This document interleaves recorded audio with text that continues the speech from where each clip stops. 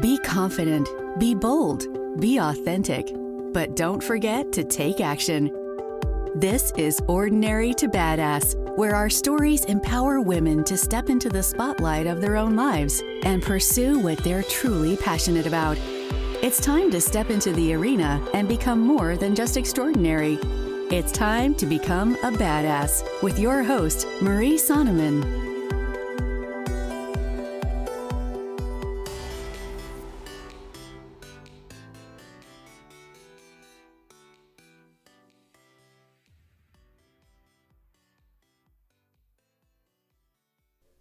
Welcome to Ordinary to Badass, episode number 40. Can you believe we're at episode number 40, friend? I love it. Anyway, in this episode, you'll be hearing from yours truly. We'll just be having a chat with you and me together and talking about what to do when life is crappy. And I say, when life sucks, double down on self-care. I feel like I'm a pretty productive person. Like, I get a lot done, even when I have crazy stressful things going on in my life. And I've come to realize a big part of that is doubling down on self-care. So I can't wait for you to dive into this episode and let me know what you thought. But before we get there, I've got to remind you, we have an Ordinary to Badass Facebook group, and I have some epic stuff coming up in that group. I really would love for you to be a part of the Ordinary to Badass Facebook group. Currently, on Fridays, we are having Corona and coffee talks. You know, the coronavirus has changed our life and the way that we live. So why not talk about it? Why not share our struggles together and figure out how we can get out of it or how we can overcome or make it the best possible for us? Then on Wednesday nights, we are starting Facebook Lives on Wednesday nights. And we are going to have experts come in and teach us. And maybe it'll even be people from the group because we know there's badasses in there, right? So we're going to have experts come in, talk to us. You can ask questions. It's going to be so freaking awesome. I cannot wait. So make sure that you join the Ordinary to Badass Facebook group so that you can get in on all these fun events that are coming up. Okay, let's get to the episode.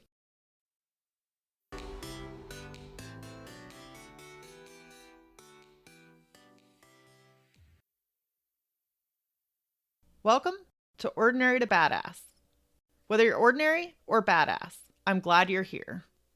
So today, I wanted to talk about what to do when life feels crappy. How do you get through it? How do you pursue badassery?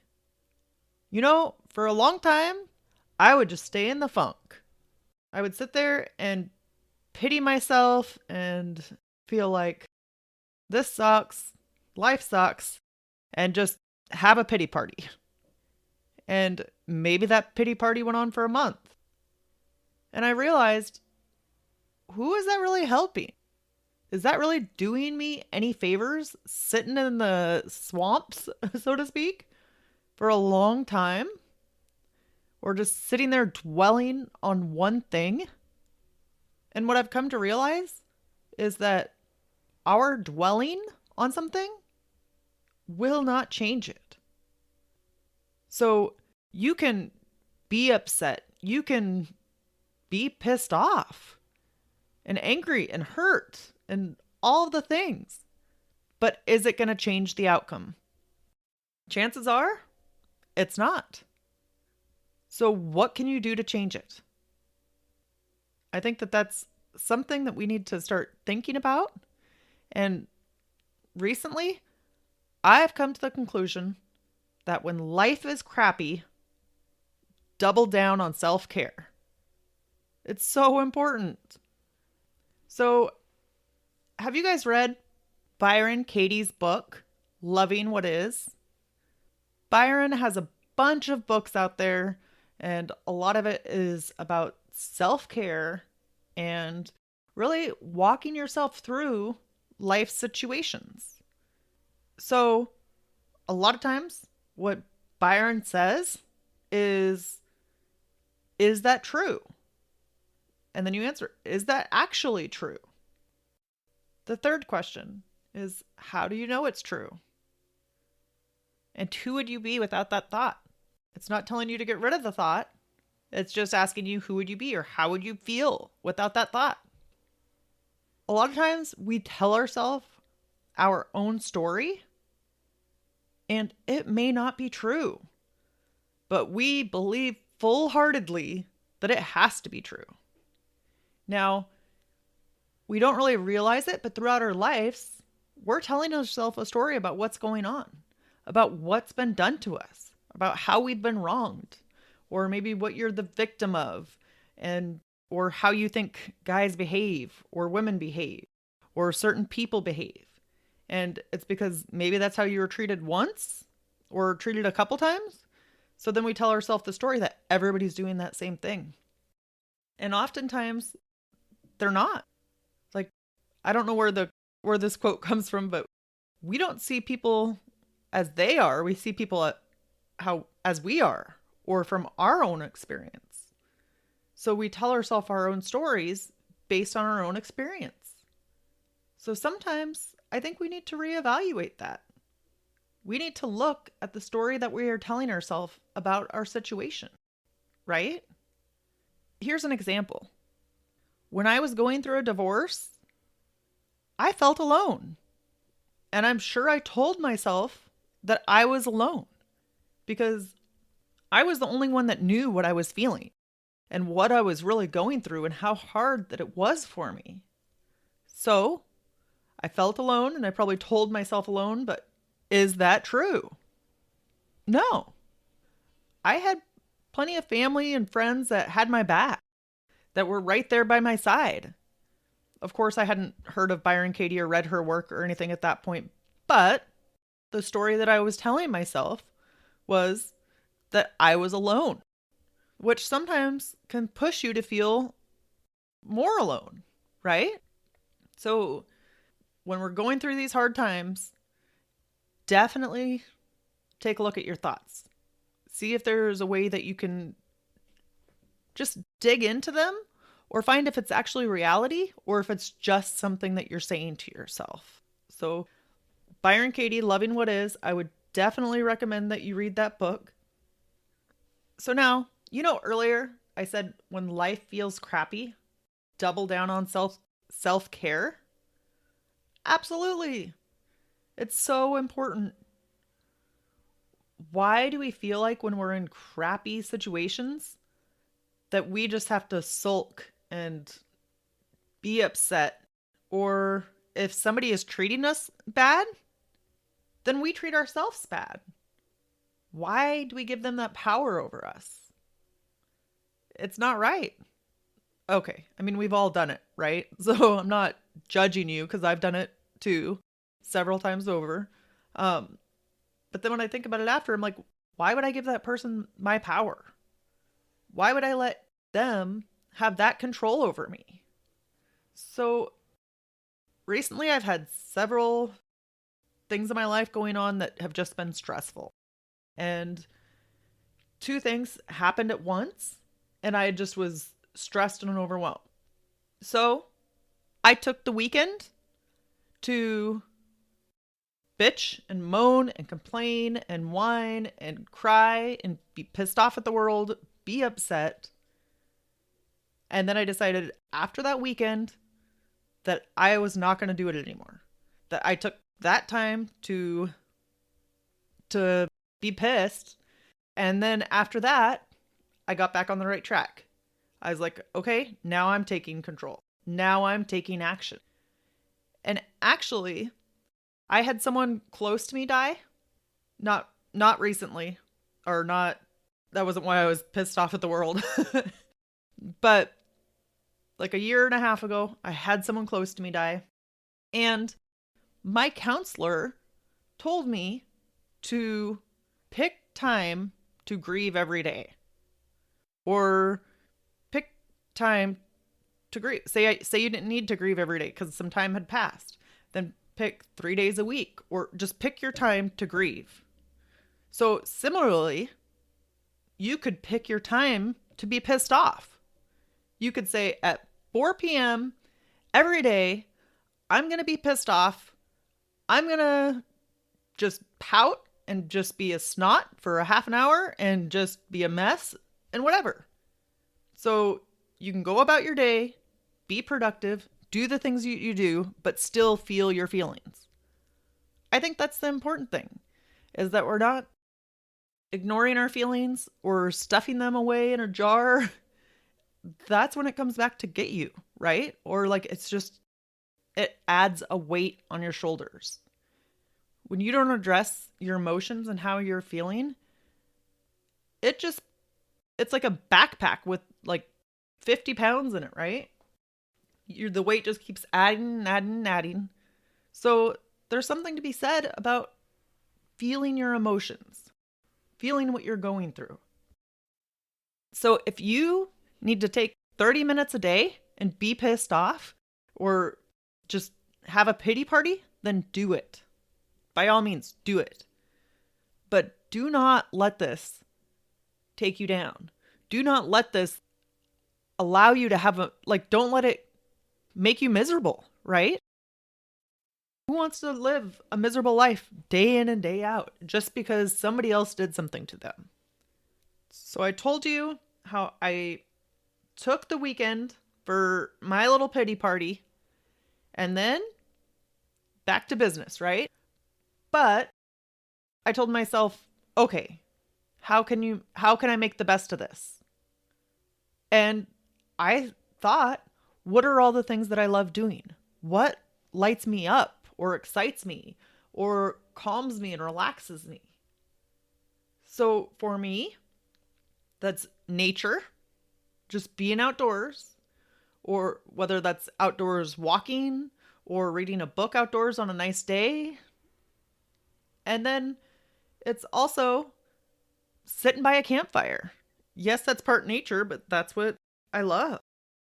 I love to just sit by a good campfire. That relaxes me. It makes me feel at peace. So I looked at the things I loved and the things that relaxed me and brought me peace of mind. And I tried to find a way to incorporate those things into my day. So in the morning, here's my routine. In the morning, when I woke up, I would have a 5 to 10 minute meditation routine, or I do currently have a 5 to 10 minute meditation routine. I'm not going to lie and say that I do it every day. I don't. In matter of fact, it's kind of a roller coaster. Sometimes I do it all the time. Sometimes I do it never. But when life is tough, then double down on the self-care. Make sure that you're doing meditating. That's something that will relax you or clear your mind, or do what works for you. Maybe it's yoga, right? So in the morning, for 5 minutes, I sit there and I think of the ideal outcome of that crappy situation or of my life. Doesn't matter. I sit there and think of all of the things that I want for my life and how it's going to be. Like, what would the perfect outcome be? What would my ideal life be? So I sit there and I think about all those things in great, great detail. And I've shared this story before. When I ran my first marathon, every day I would sit there and imagine myself running that marathon, crossing that finish line. And then after I crossed the finish line, I would just imagine myself throwing my hands up in the air with a big smile on my face, being so stinking excited, and somebody handing me that free beer that you get at the end of a marathon, and putting on that finisher's jacket and just being pumped, just being so excited. And who would be there with me and what we would do and what it would smell like and feel like. And after I said smell like, it's like, yeah, that sounds pretty gross. At the end of a marathon, everybody smells pretty gross. But I digress. So yeah, but that's what you have to do, is picture the best outcome. So if you're in a crappy situation, then what would the best possible outcome for you be, right? And then sit there for 5 minutes and don't think of a thing. Just try to sit there and keep your mind open and clear. And if a thought comes, that's fine. Don't judge it. Get back to not thinking, right? Or just think like back to baseline. And that's it. Because thoughts are going to creep up and creep in. And it takes quite a while to get better at that. And then also think of the position your body is in. Some people need to be laying on the ground or the floor. Some people need to be sitting in an upright position. You figure out what works for you, right? It's not a one size fits all thing. Like, you have to figure out where the best place and what the best position for your body to be in for your meditation. So don't be afraid to experiment with that. So I did the meditation in the morning, and then whenever I could on lunch, I would either go outside and walk, or I would sit outside and read a book. Just something to like give me peace of mind, right? And also I made a point, because it is so easy for me to sit at my desk and work through lunch and sit there and eat and work, but that doesn't necessarily help, right? I think that you need a break. You need to somehow break the working from your desk thing and just get up and move, or just do something to break up your day. And then at night, whenever it was a nice night, I would walk if I could before it got too dark.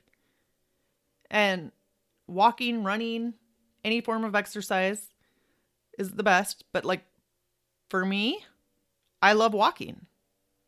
And so that just brings me peace. So that's what I do.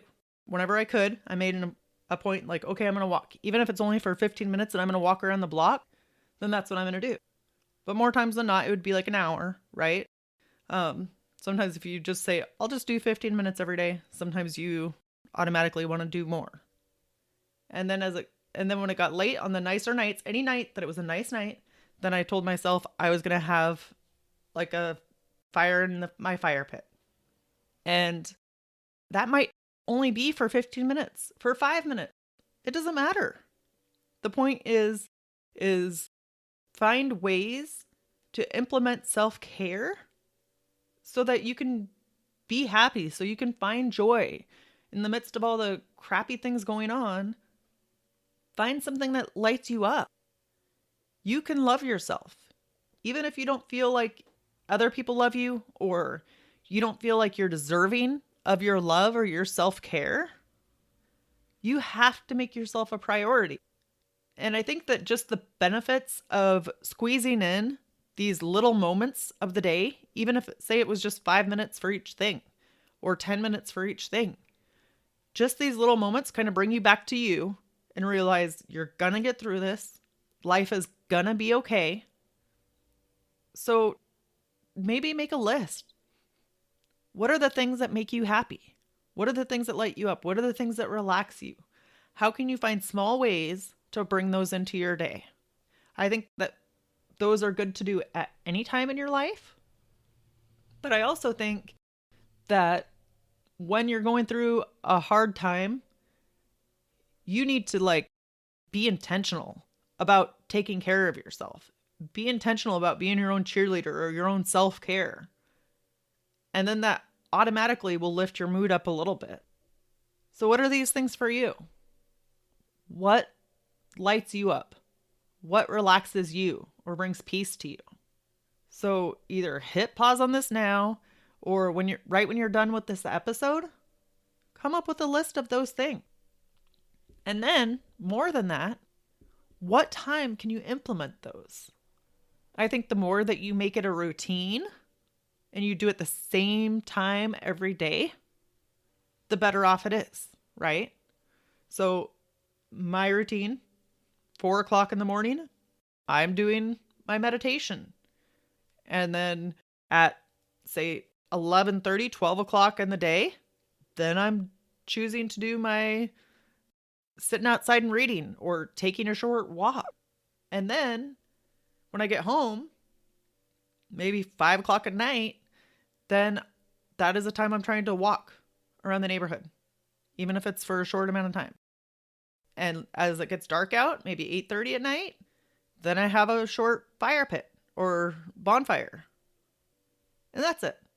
I don't always get to do every single thing, but the more that I'm intentional about it and the more that I have a set time and it becomes kind of a routine and I expect it, then I don't even really have to think about it. I'm just like, I'm going to do this at this time. This is what I usually do. And it makes it a whole lot easier. So that's what I encourage you to do, is find time throughout your day to double down on your self-care. Now, you might be asking yourself, what do you do after that? You're doing all the self-care, but you still have to deal with that shitty thing. You still have to face the music, so to speak, because even if you're doing all this stuff for self-care, maybe you have something else that you're still going to have to address. For example, when you're going through a divorce, that can be stressful. And you still have to make decisions and prepare. And maybe you're going to court. So you're going to have to face that person that you're divorcing, right? Or even if you're not going to have to appear in court, you still have a lot of stuff on your plate to do. So how do you break that up so that it's manageable? Or how do you do those things? It's hard. So I've been through a divorce, and for a good while, we just stayed separated. And I just put my head in the sand because I didn't want to deal with it. It can be hard having to make decisions. And at that point, I was an indecisive person. I didn't want to make a decision and I worried about making the wrong one, doing the wrong thing. So that just left me incapacitated. Like it left me making zero choices because I was too scared that I would make the wrong one. And then that just kind of leaves you feeling like that, feeling frozen or stuck. And you don't get it any better or feel any better because you just have this dread of all of this stuff that's looming in front of you. All of this stuff that you still have to get done. So what I started doing, and it's a possibility for you to do as well, is to take time every day and try to, well, first, how can you make this big crappy situation more tolerable, right? How can you put it into bite-sized pieces so you only have to deal with it for a fraction of the time every single day or 5 days a week, whatever you decide? So when it came to divorce, I did one task a day, either called one company and canceled something that needed to be canceled or had them take my name off of it, or you have to gather all your bills or find out what the two of you owe. So I decide to, okay, I'm going to find out this one today. This is who I'm going to call today. And every day I just did one thing. And just doing one little thing every day made me feel like it gave me a sense of control and like I was doing something, not just ignoring it. Because I think it was probably like 4 to 6 months till I actually did anything once I had moved out and we had been separated. And that's just because of like fear can just terrify you and just keep you frozen in your tracks because you just don't want to make the wrong decision. But if you can cut it down into bite-sized pieces, then it feels much more manageable. So give it a try. See how it works for you. Now, say you had to testify in your divorce hearing or testify in a hearing, right? That could be stressful. And maybe you don't want to do it or you don't want to review, because if you're going to testify, say in your divorce hearing, you probably want to know what you're going to talk about ahead of time. Your attorney will probably tell you to prepare. So how do you deal with that? Because it's probably something you just want to ignore and you don't want to go through or deal with or think about. You're like, I only want to think about that when I go there. I don't want to think about it other time because it brings me down. What can you do? For me, when I have to prepare for something like that, then I try to think of, then I try to think of how I can do this, how I can prepare for it in a way that makes me not happy, but like at peace. It doesn't really get to me so much. So, an example is I would go out and prepare like next to my fire pit maybe. And just sit there and review what I'm going to have to know, go over that stuff. But because the fire pit brings me peace, then it's not so stressful for me. It doesn't feel stressful at all, really, when I'm there reading it. But if I was to be reading it inside my house, I would probably be stressed and overwhelmed, right? So that's really something to think about. Even on a nice day when the sun's out, even if it's 60 degrees, but the sun's out, it's a warm day or warm enough, then I could sit outside and read it there. But it's a night and day difference from if I'm sitting outside reading it compared to if I'm sitting in my house reading it. If I'm sitting in my house reading it, I feel like crap. I feel just, yuck. I don't want to be doing this. I don't want to look at this. I don't want to do it. And it just puts me in a bad mood or just makes me feel like, yuck. So I kept trying to think, how can I change this? What can I do to make it better? So that's maybe what you need to think. Is there a room in your house that relaxes you or brings you peace? Can you go do it there? Just try to think, where is somewhere you can go that brings you peace, relaxes you, that you can do this thing, that you can study, practice up, whatever you need to do. Maybe it's for a divorce hearing. Maybe it's for something else. But just take it in bite-sized pieces, even if it's only looking at it for 10 minutes a day, but then in a peaceful place or a place that relaxes you, and do that. Maybe it's just a comfortable chair you have that relaxes you. Try it. Try that. Maybe you have an art room. Go in there and do it. I don't know. Just figure out somewhere that you don't have so much anxiety or that just usually is a place of relaxation, and then only do it for 10 minutes and then get back to whatever you want to do in life. Give it a shot. What do you have to lose? Sometimes we just have to take the suck or the suckiness out of these situations. Just take them in bite-sized pieces that are manageable, and that are the healthiest and best for you, right? You don't have to let this other person or situation drag you down. Ultimately, it's not somebody else's job to care for you. It's not somebody else's job to make sure that you're okay. That's on you. And you deserve to care for yourself. You deserve self-love and badassery, right? But you have to be intentional about doubling down on the self-care and about doing things that are best for you or the healthiest for you. Next, I want you to think about, who can you recruit to help you? Who is somebody who is your ride or die friend or person or family member? Who can you recruit? So here's the thing. One of my best friends, we started walking. So once a week on Sunday afternoon, we would meet and go for a walk, right? 1 hour, 2 hours, whatever, and just shoot the breeze and talk about whatever, talk about life. And it was fun. It's much more fun to go walking with a friend and just talk, right? And then you feel so much better after that happens. Sometimes you have to ask for what you need. People do not know what you are going through if you don't tell them. Or they don't know that you need support or that you want to go for a walk or do whatever it is unless you tell them or ask them, right?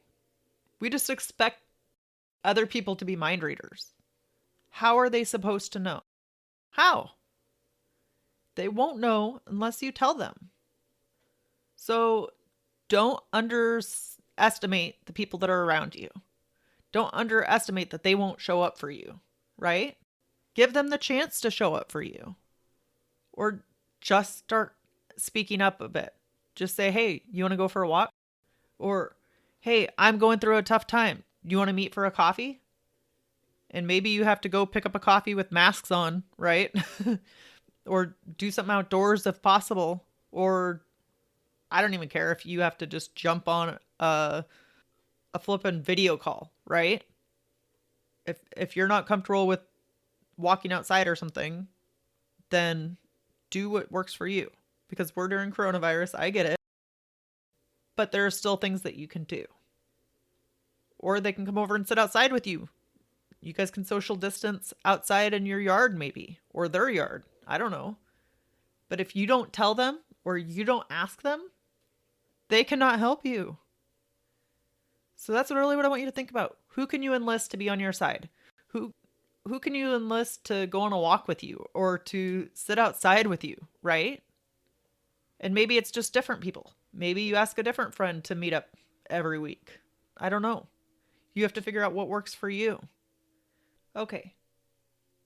So let's just do a short recap of things you can do when life sucks, right? Or if you're going through a crappy situation. When life sucks or has you down, double down on the self-care. Make it a priority in your life.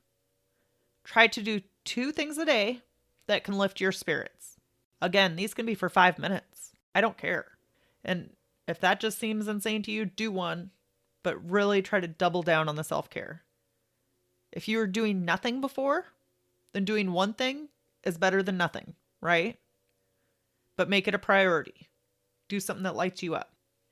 If you are having anger or grief or sadness towards something, allot time to feel that emotion, right?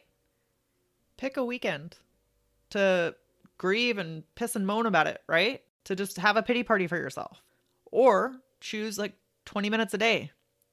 4 p.m. every day, you're going to have a pity party for 30 minutes. Cool. You can do that. That's manageable and it's not going to eat up your whole day. Now, if you're going through something hard and maybe you're facing a divorce, and you have stuff that you have to get done, or say it was even the death of a parent, right? That's rough. And you have stuff that you're going to have to deal with regarding like their property and their will. Just choose one task a day to do. Take it in bite-sized pieces. You don't have to do everything all at once. Break the tasks down into smaller, more manageable things. So 1 task a day, that's it. That's all you have to do. Call one place a day, whatever. But you don't have to do everything all the time. You can even keep a running list. And every time you think of something you have to do, just throw it on that list. You don't have to actually do it. Just throw it on the list and you'll do it one day at a time, right? You can just check it each off. And the more check marks that you see, the more empowering it is, the more encouraging it is.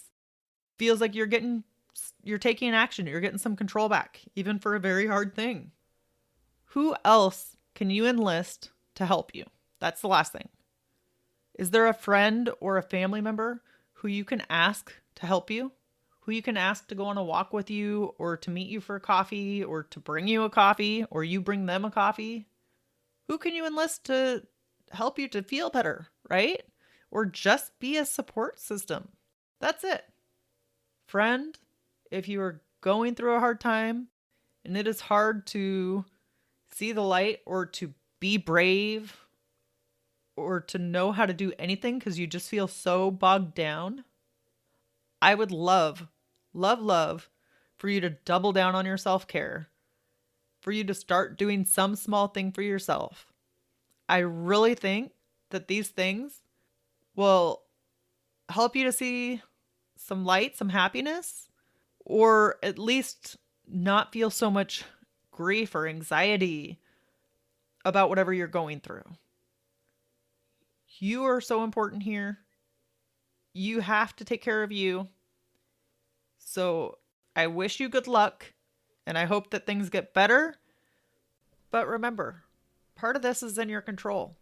It's up to you how stressed you get, how worried you get, how much you choose self-care over the crappy thing that's going on. Until next time, friend.